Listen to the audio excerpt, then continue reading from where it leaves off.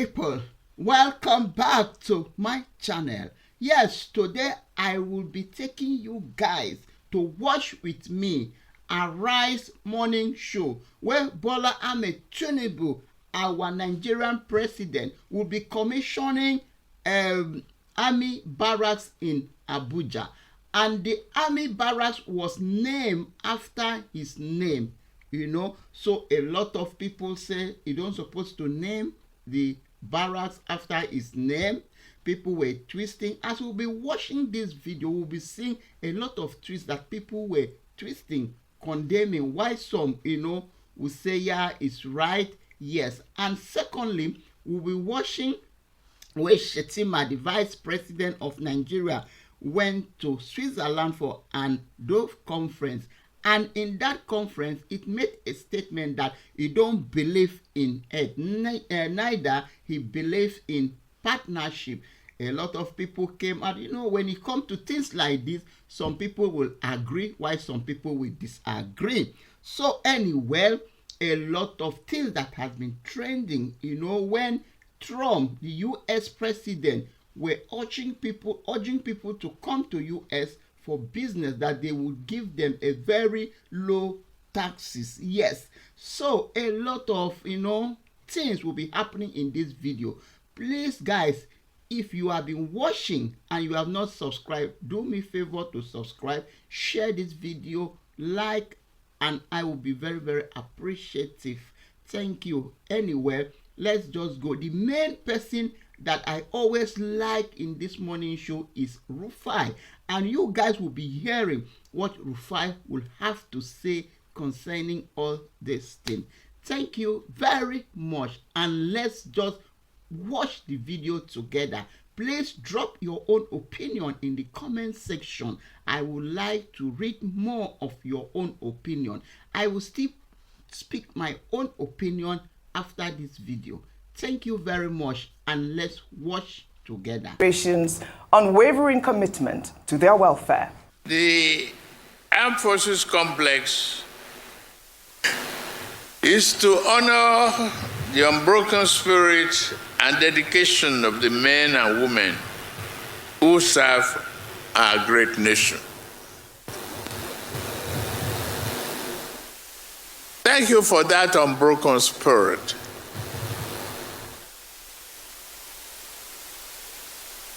Thank you for what you have been doing for the country to keep us safe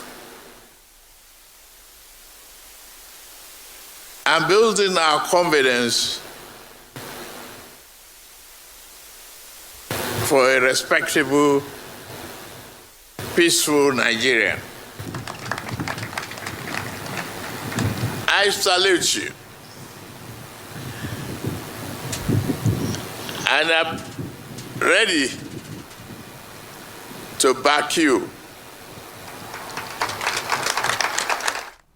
All right, I joined the military officers to applaud President Bola Ahmed Tinubu. The President Bola Ahmed Tinubu barracks commenced, in 2022, and it was, fully funded under the, leadership of the former Chief of Army Staff, Lagbaja, correct. And I love that, this whole thing has emerged at this point, especially the fact that we've seen all these dilapidated barracks and all of these military officers having to go through, living in quarters that are not befitting. And, this Bola Ahmed Tinubu's barracks is equipped with so many facilities and, to address the acute shortage of barracks for our Nigerian military personnel. I'd like to take Wale's tweet, and he actually detailed the amenities there. He wrote, the Bola Ahmed Tinubu barracks, Asokoro, it has 16 major general quarters, 34 brigadier general quarters, 60 major colonel flats, 60 lieutenant captain flats, 180 senior non-commissioned officers block of flats, 264 corporal and below flats, worship centers, sports facilities, a powerhouse, great deal of legacy by the late Chief of Army Staff, Lagbaja. I mean, great, great, great. But you know, the optics did not really look good, Rufai, because the naming of the Army General Barracks, it didn't really look good for a lot of Nigerians, because when the Nigerian Army posted that video on their Twitter account, there were so many comments, and I'll read some of them. They were not quite nice. This person, Carol, wrote, "How many things is he going to name after himself? There used to be a time when leaders were selfless. Whatever is done to honor their name is done by someone else. This self-aggrandizement is quite appalling." While Handler wrote, "This same army have retired generals who served this country, and even many lay their lives for the security of this country. Yet they prefer Tinubu to be named after one of their barracks. Anyways, make una continue." But it's a shame, more tweets, but I wouldn't go there. I also love the fact that, you know, Tinubu talked about the fact that he wants to enhance the welfare of officers. I actually liked that part, but I'd like to take a video. You know, let me take your comment before I take this video. Okay, I mean, Audie, that's a very good point you've made. Yeah. Because I think before I gave my analysis on this subject, before I had to ask, how many things are President Tinubu named after himself? I know there's one new polytechnic coming up in Abuja. Yeah. So I thought that the way it used to be done before was the fact that it's people that name things after you, not in your administration. It looks somehow to me. I mean, this sense of his name is on everything and every Tom, Dick, and Harry. We should have a point in this country where even if it was even offered, because a lot of people like eye service in this country. We're a nation of very big people that do eye service. Even if it was offered to you, you say, you know what, I don't think the optics look nice. And like you said rightly in one of those messages, there are other officers, top military officers, that have named their life down. I would have thought that barrack should be named after Taurid Lagbaja. He conceptualized that idea, but he didn't live to see him. Died, you know, due to ill health. I would have thought that a befitting tribute to the barrack would have been named. I would have also thought that probably, if it's not okay, if you don't want to name it after Taurid Lagbaja, how about General Atairu that died in a plane crash in the line of duty for this country, Chief of Army Staff. These are people that we can name the barracks after, you know, to be able to bring about that legacy and bring about that furtherance of, you know, esprit de corps among the military and camaraderie and all of that. You know, that's what I would have thought in my own opinion. I mean, President Tinubu, I think what you should focus on is bring down inflation. I know some people will argue that there is the CBN's job to name inflation, but you are the commander-in-chief of this country. I mean, you are the number one, the buck stops on your table. You know, I would have thought that you should bring down inflation, ensure that the economy, rather than naming things against you. In the spirit of naming things, if we now call it Tinubu inflation, they will say we've started again. If we call it Tinubu economic pain, they will say we started again. Is it not naming things after him? But now they're naming Barrack after. I was just being cheeky there. Right. But I'm sure they get the message. Things have been named after him. Go ahead. So, Bola Ahmed Tinubu Technology and Innovation Center, BATIC, we spoke about this here. Bola Ahmed Tinubu Complex, National Assembly Library was named after him.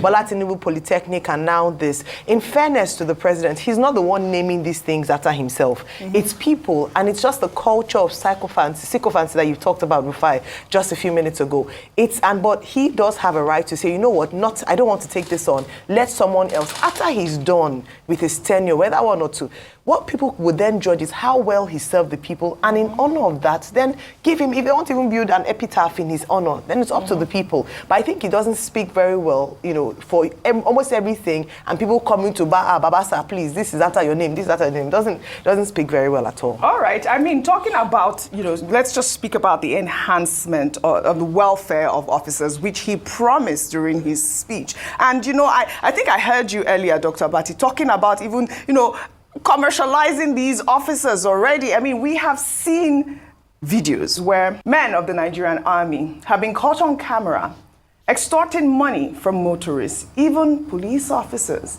as we'll see in these videos. Let's take a look. This is 200, this is 300, 200. How much? 1,000 I give you now.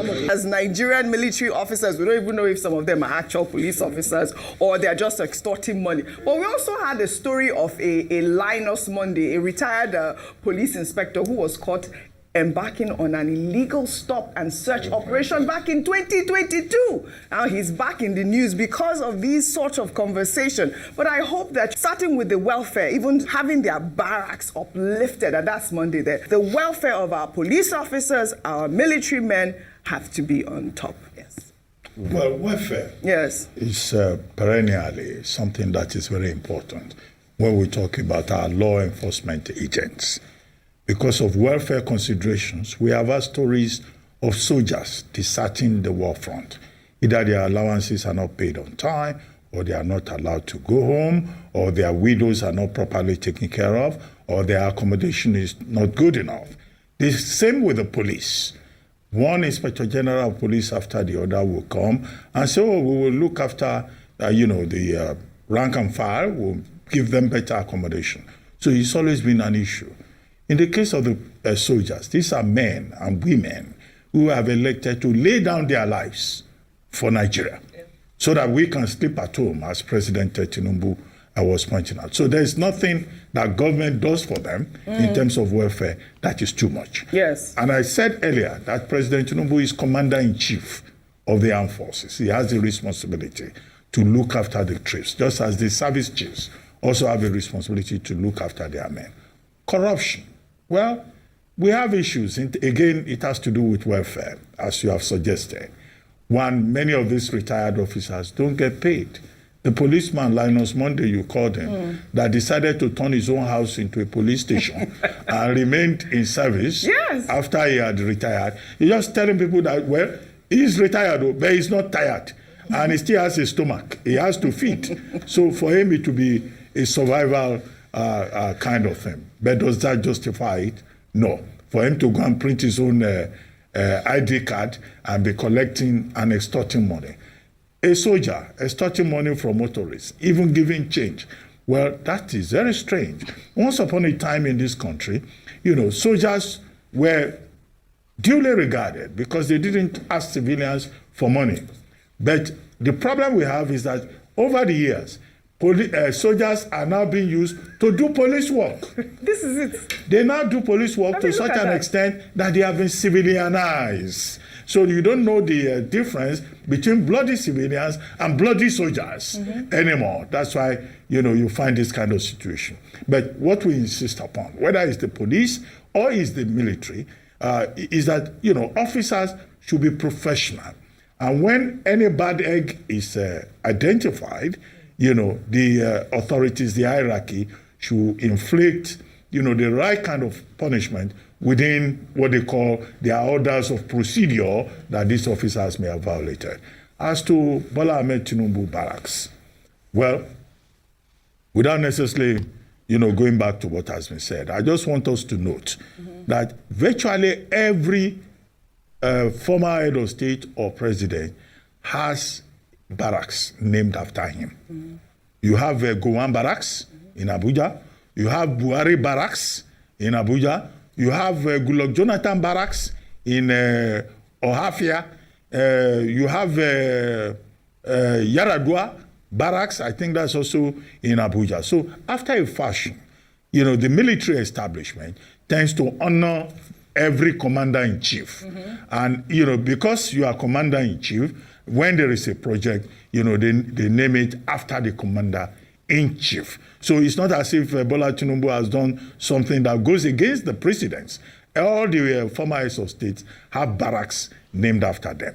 Now, the morality side of it is a different thing entirely. But I'm sure that the Nigerian military, they have their structures. Just as the name operations, Operation Scorpion, Operation Lafia Dole, Operation Desert Storm, Operation Harden Carry. So, Python Dance was Operation Python Dance, 1 and 2. So they have their own structure in that regard. I don't think it's President Tinubu, that made as has been established. That has to be made very clear. Well said. Well, all right. Let's head over now to Switzerland. At the World Economic Forum in Davos, where Nigeria's Vice President, Kashim Shettima's comments at the Financial Times Global Risk Roundtable elicited reactions amongst many Nigerians when he stated that he does not believe in AIDS, but in partnership, adding that he would rather hold poverty with dignity and deal with nations on a pedestal of equality. Let's take a look before we take some reactions. I don't believe in AIDS.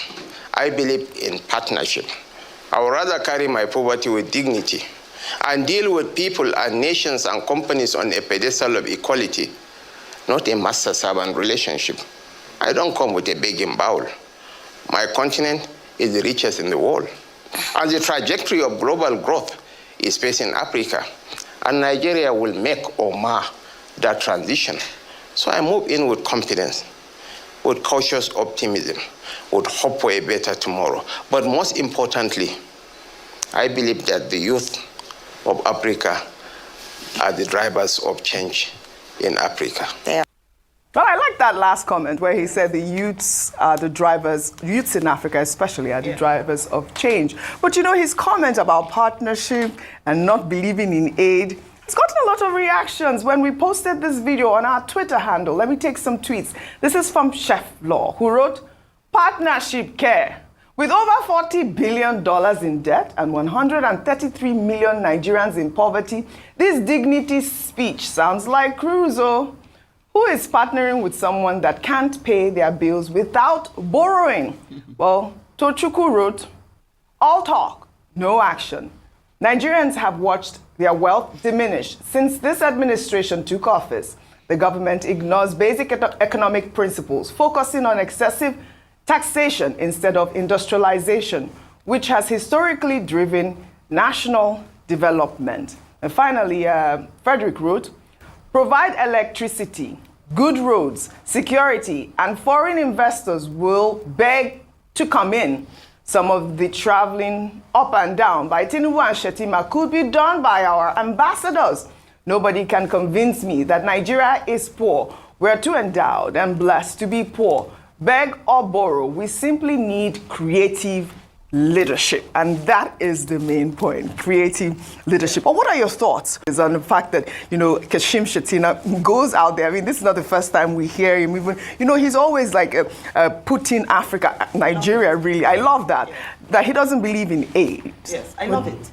And going back to the last X post, I was going to say, and that's on period. You know what he said about the fact that he doesn't believe Nigeria is poor. To be fair, if you speak to a lot of people, they don't believe Nigeria is poor because of the way that they see money being spent, even though spent in a way that can be criticized here and there. He made a point about the potential of Africa's youth. This administration has been very good with saying the right things, especially when it comes to harnessing the potential of the youth. He's not the only one that said it. Every time President Tinubu has gone for a foreign trip like this, he's also often put at the forefront of the potentials of Nigeria, our budding youth population, and the fact that we have such a vibrant, creative, innovative young population, prioritizing education, advancing smart agriculture. Now, you can sit on the world stage and say the right things. It's very important. I mean, I don't expect him to go on there and say, well, yes, we want more aid, give us more aid. We're sovereign. We have pride. We need to speak, you know, say the right things out there when we're speaking in public.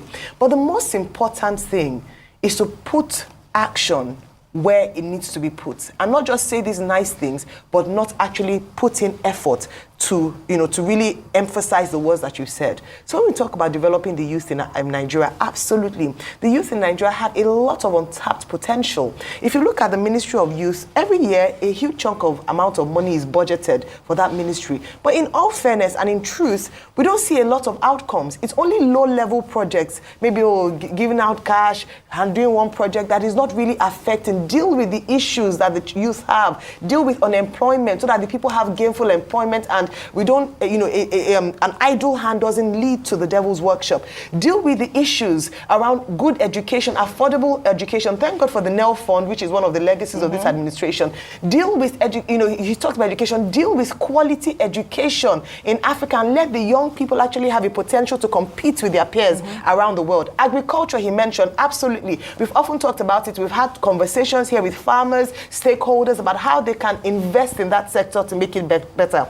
Can Nigeria take its position as a giant of Africa? Absolutely. We're endowed with a lot of natural resources, but we need strong leadership and a leadership that is focused and strategic to actually bring out the potential in us. Yeah, can Nigeria take some kind of theoretical background to this? Now, in development economics, at a certain point, it was thought that, look, when you give aid to poor countries, you will help to eradicate poverty in those countries. But over the years, I'm trying to be very fast to summarize, we've seen, scholars have written books indicating that, in fact, when a country is aid dependent, it doesn't help. So you have a book saying why foreign aid is not working. You have Jeffrey Sachs writing The End of Poverty and questioning the aid paradigm. You have, the book I consider my favorite, Dambiso Moyo, writing Dead Aid, why that aid is not going to help Africa and what Africa can do to do better. So what the Vice President is talking about is simply about the fact that, look, we're not looking for aid. We're looking for partnership. We're looking for collaboration. Now, how African leaders have translated that into government policy is where the challenge is. Now, many of these countries, including Nigeria, during some administrations that we have seen, they will say, for example, come and invest in Africa. Africa should not be a location for the provision of primary resource materials. Don't come and take our oil, don't come and take our coal, don't come and take our this. Come and set up factories here so that you create jobs for the people, similar to what Trump is doing, but Trump is talking about protectionism. So that is what it is. That Africa is the last frontier. Yes. You can come and invest here. We have the skill set. There are a lot of educated people who can do things. And that's where, Vice President Shettima is coming from. But I would like to see the government, of which is a part, provide such opportunities for Nigeria to be the last frontier, for Honda to come and set up factory here, for Mercedes-Benz to come and set up factory You're here. absolutely right, Dr. Abati. I mean, I think that is the main point, really how to make Nigeria become the giant, take its position actually as the giant of Africa. You're talking about, people coming to invest in Nigeria, and it sounds like the rhetoric, like you said, what Donald Trump said at the World Economic Forum. On the other hand, United States President Donald Trump, in his first international address since returning to the White House, told world business leaders in Davos to manufacture in the United States or face steep tariffs. My message to every business in the world is very simple. Come make your product in America, and we will give you among the lowest taxes of any nation on earth. We're bringing them down very substantially, even from the original Trump tax cuts. But if you don't make your product in America, which is your prerogative, then very simply you will have to pay a tariff, differing amounts, but a tariff which will direct hundreds of billions of dollars and even trillions of dollars into our treasury to strengthen our economy and pay down debt. Under the Trump administration, there will be no better place on earth to create jobs, build factories, or grow a company than right here in the good old USA. You can see a lot of people would align with his rhetoric here, but also it brings up the question about, whether there will be some sort of conflict with global trade and all of that. Who knows? But I also think I saw Ngozi Okonjo-Iweala talking about all these tit for tat with tariffs. There's a way that you can, it's going to cause some problems. Let me just quickly read some of the things Trump has done before you comment on this. Trump in Davos, actually, he boasted that just in 4 days, his administration has dismantled the Biden regime grip on America. As we've talked about, he signed a flurry of executive orders since he assumed office, pulling the United States out of the Paris Climate Accord and the World Health Organization. However, on Thursday, a federal judge in the United States put a temporary block on his attempt to restrict birthright citizenship. Make America great again.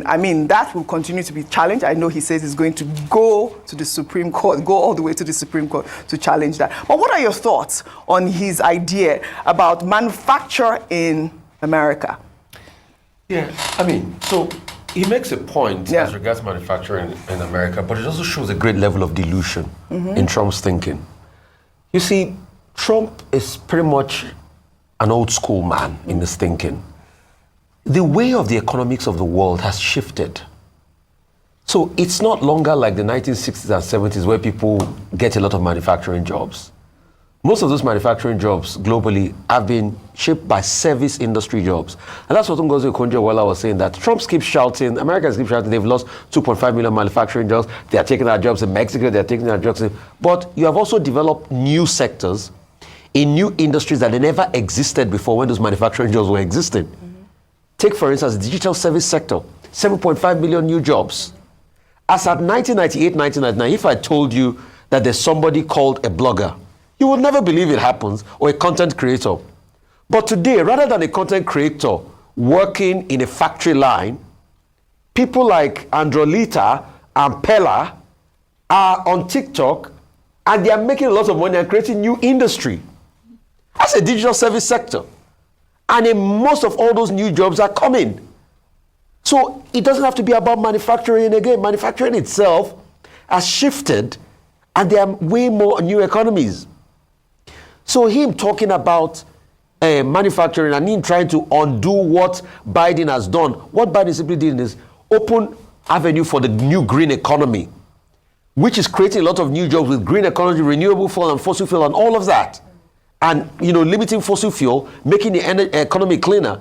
But you say, no, drill, baby, drill. You are going back to the days of fossil fuel that in the long run is not sustainable, which also has a biological timeline. And that's why Ngozi Okonjo-Iweala was saying very aptly yesterday that you see this reciprocal tariff you're doing, it's just going to decelerate growth in the world in general. Right. And it goes back to the Nigerian conundrum as regards, our youth, we have potential and everything. And I was trying to get, the landmass of Africa from Ayo, and she gave me the data, over 30 million. The truth has to be said that deliberately, the West did it in such a way that this was going to be a tapping point for natural resource. But we have the capacity to be able to change things. I mean, Paul Kulia talked about this in Bottom Billion. You mentioned Dambisa Moyo and the likes. It's now about us now saying, okay, how can we jumpstart the process of industrialization ourselves by creating infrastructure with other people now coming to also invest in us? A quick point because you see, on, if we do not build that capacity, we're not going anywhere. And guess what? Also, because of the West and different terrible policies by the IMF, our factories have also been eroded. Right. We had auto manufacturing plants here in the 70s, 80s, and all of that. But we stifled our own growth because of policies from extraterrestrial forces and also because of the bad leadership over the years. Yeah. All right. So the next thing is, how can we look with it? Let's start from what we have. Oji, I'll give you an instance. Toby has a factory, Nord has a factory in, what's it called? In Ekpe here. Nord. It's called Nord Motors. Yes.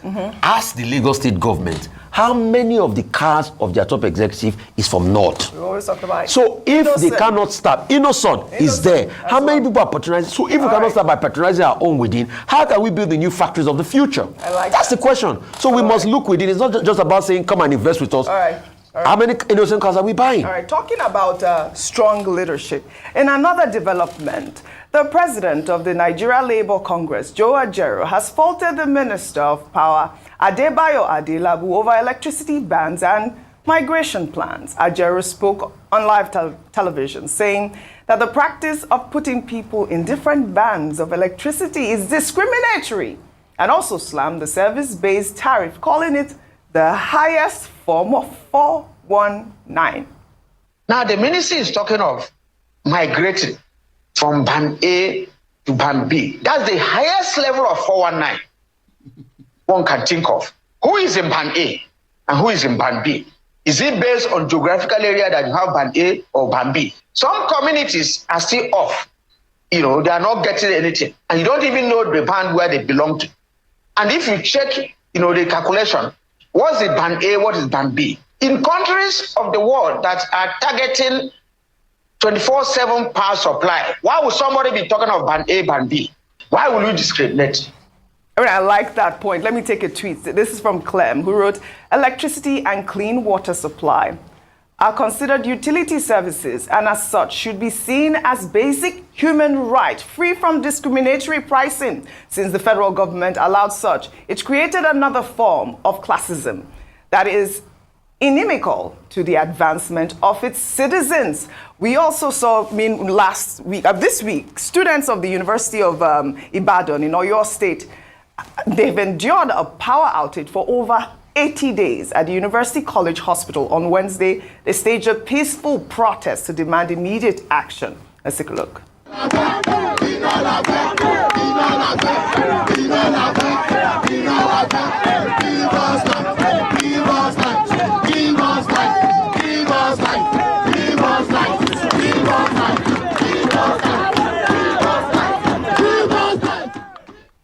Look at what we're talking about. What band are you? Do you know I'm always so interested in this band thing because, like that Twitter user alluded to, this is you don't know what band you're in band A, but you're not getting the services of band. Is saying that if you're in band A, you should get the services or be downgraded to band B. Yes. People are making their own private arrangements. It hasn't really helped, to be honest. Yes. And I quite agree with what the NLC president said, that what we should be pushing for is electricity for all, and then each person would gauge their usage so that they will spend what they're able to. They'll use what they're able to afford, but we don't see that. But I think this is just a management process for the ministry whilst we are trying to get to that point of increasing capacity for Nigerians. But with regards to the URM, the UCH, I think it's very sad. Very sad. Only earlier this week, I believe, one of the CMDs of the teaching hospital had talked about how we have a crisis on our hands with doctors. So when we talk about welfare of military officers, we should also talk about the welfare of our medical personnel. Absolutely. What are you going to, if you don't have power, how are you going to work in a hospital? It beggars belief, and it's quite unfortunate. All right, now,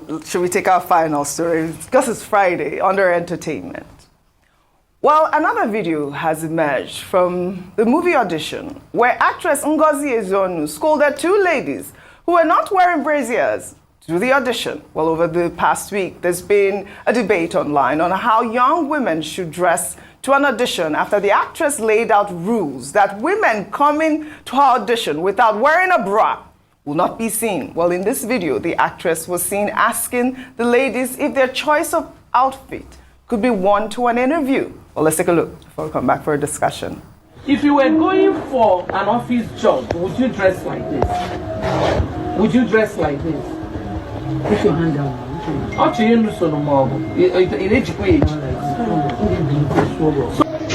See, any other day I'm on any audition table and I see a lady dressed like, two of you. Look at them. And anybody comes in dressed like this, I'll disqualify that person. How can you come to an audition ground without a bra? Really? Well, I'll ask a question. Rufai, you were asking Gen Z people don't wear bra. No, I mean, so... They don't wear bra. No, they don't like it. Gen Z don't like bra. Like it. No, I think that's a generalization. No, I'm saying... But there's that crop top is now in fashion, though. So it's the new thing. I don't know about the bra. Dr. Bati, go ahead. There's a movement around the world. It's called the No Bra Movement. No Bra Movement. There is no bra movement, where you have these young ladies who say that it is better to free the nipple. It's also called free the nipple, so that the nipple can receive more oxygen. And free the nipple. Nothing we never see for Naija, our Naija. Nothing. Hey, God. Anyway, let's even start with Bola Ahmed Tinubu Barracks. Yes, it's a good thing that Bola Ahmed Tinubu commissioned a barracks, and we have watched where they listed everything that is inside that barracks, the comfortness, everything that is in that barracks. You can see it the way they listed it.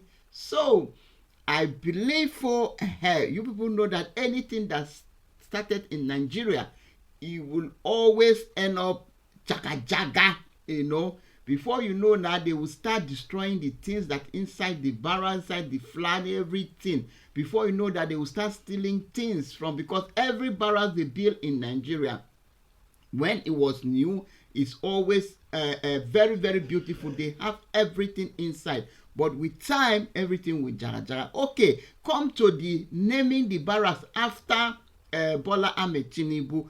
Rufai condemned it. Ayo condemned it. The only person that agrees was Abati, because Abati made a statement that other head of state and president, they have been building barracks on their name. They have barracks that they name after. So Bola Ahmed Tinubu is not the only one that did it. That is normal. So he is the only one that accept and did not condemn Bola Ahmed Tinubu for naming barracks after his name.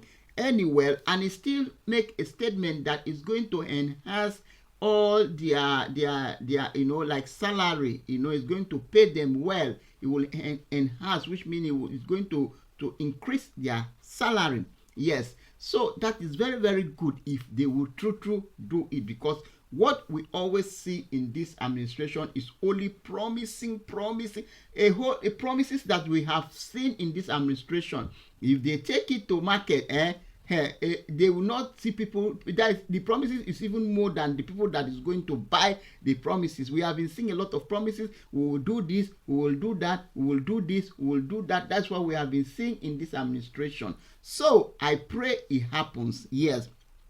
So let's go back to Shettima, that said that he don't believe in it, but he believes in a partnership. Yes, it's very, very good that he said, and he still make a statement that Nigeria is the future. The youth is going to push the future of the youth. I don't know how to put the English. You people watch the video and you have heard that video. So my beautiful people, so a lot of reaction was on that video. Some say you say you believe in partnership, a country that is borrowing money to pay their debt, a country that don't have common electricity power, a country that don't have good road, a country that the citizens are suffering. So, and it's the only thing he made. He said Nigeria is very rich. Everybody in this world knows that Nigeria is very, very rich. The only problem Nigeria have is corruption. It's corruption. If at all everybody is liberal, open his hand, open their heart, say let's share everything, then let's do things accordingly. Nigeria is very, very rich. That Nigeria is supposed to be one of the countries that's supposed to be paying people social, be paying people unemployment benefit. The way Nigeria is, we have that money that people don't supposed to even finish school, and there is no job at their table. People don't supposed to finish school and they pick up many jobs on their table. Yes, I know that everybody who will know that Nigeria, they are very, very rich. Nigeria is a rich country. Yes, but one particular group of people are the one packing all the money, putting it in their ashokoto and agbada. Yes, my beautiful people. So please drop your own opinion in the comment section. Drop your own opinion in the comment section. Yes. So coming to the UI student protecting for 82 days, there's no power, no light, no electricity. Yes, we know that in Nigeria, this is what people have been suffering. People have been suffering. This is the main thing. If, for example, Shettima say he wants partnership, how can a company or a country want to partner with Nigeria where they know that there is no light, there is no power supply? And you know that most of the manufacturing or productions, it goes with light.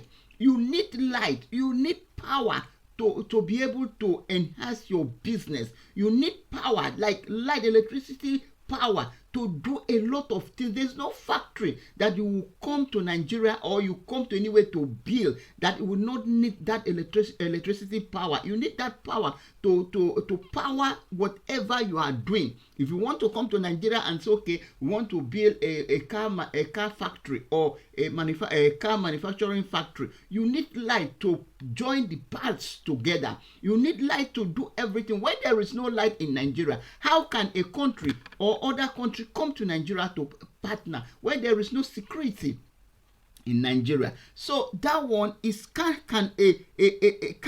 can people be suffering for 82 days without light? And you see the way the students came out to protest, and you even see that what is his name, that came out and say it's the light. They say they have to urban 1 over 2. All those things are fake, and we still see. As I already said, that Nigeria, the problem of Nigeria is corruption. We see where an army officer was obtaining a driver 200 naira. So what is that? Does it mean they don't pay them well? Well, Tinubu has said he will enhance their, that he will add to their salary, and let's see what will happen.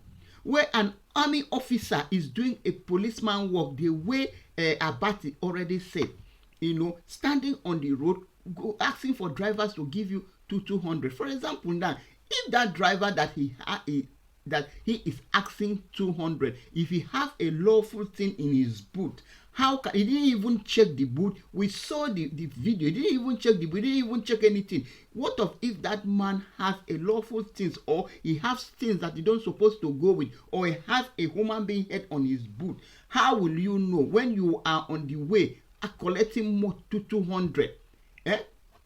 Collecting to 200. I don't even know who make this video. That is how you see when you go to their checkpoint, they will tell you that put your phone down. If they catch you videoing them, they will, the next thing you see, they will collect that phone from you, or they will seize that phone, because they don't want you to video them and know what they have been doing. So my beautiful people, I don't know what you think about this. And talk of our Nollywood actress, Mama Ngozi, for telling those girls that they should not come to audition without a bra. That is, I don't know what is wrong with children of nowadays. How can well, let me say, okay, according to Rufai, he said the Jay-Z generation, they don't wear bra. How can somebody, a lady, a woman, went out, just go out in the public where people are seated, you don't put on bra? What message are you giving to that people? You are telling them that, look at me, oh, I am sexy, please, oh, come, take me. Take me, then tomorrow people will be saying that, yeah, in Nollywood industry, they are so corrupt, they have to sleep with you before they will give you a job. So if you go with like this, you go there to sell yourself. Are they not human beings? They are men. And all of us know men. Men, they cannot resist women. So you going there, you are going there to tell them, look at me, take me, do me whatever you want to do, because you did not cover yourself. They say, when I did not see, the brain would not send message. I send message to brain. So what are you people even saying here? So I really like the way our Nollywood actress, Mama Ngozi, the way he cautioned them. I love that way, because you cannot go there. Maybe people that have that intelligence, people that have that skill now, because maybe they will go there, the way they will dress, they will not take them, because they are not showing their nipple, they are not showing their crawl top that they are wearing, they are not showing anything. They will say, okay, I prefer the other because I will have something to do with her in the other room, All these things now, we are the people that always sell ourselves to all these things. That's why you see a lot of churches, they will tell you that you have to cover yourself very well. It doesn't mean that you exposing yourself is a sin, but they are telling you to cover yourself very well, because they don't want you to put another person in sin. Because when you don't cover yourself very well, a brother that is sitting beside you will be looking. And remember, as I earlier said, the eye will always send message to the brain. From there, the brain will start thinking negative things. So they don't want you to go to church and start opening yourself. A brother that's supposed to be saved that day, he will fall into sin. Or a brother that have been saved from, he will go back and fall into sin because of what you have done to the brother. So that brother going back to a sin, full life, you are the cause. That's why I see many churches, they will tell you cover yourself very well. It doesn't mean that they don't know what they are doing, but because you should not put another person into sin. So anyway, my beautiful people, you have watched this video. What did you guys think about this video? Is it proper that Bola Ahmed Tinubu name a barracks after his name? And according to what Ayo said, he has mentioned a lot of projects that they have named after Bola Ahmed Tinubu in his administration. So what did you guys think about this video? Please drop your own thought in the comment section. Thank you if you have watched to this time. Please subscribe to this channel, like, share. My name still remains Joyce. Thank you, and I will see you in my next one. Bye for now.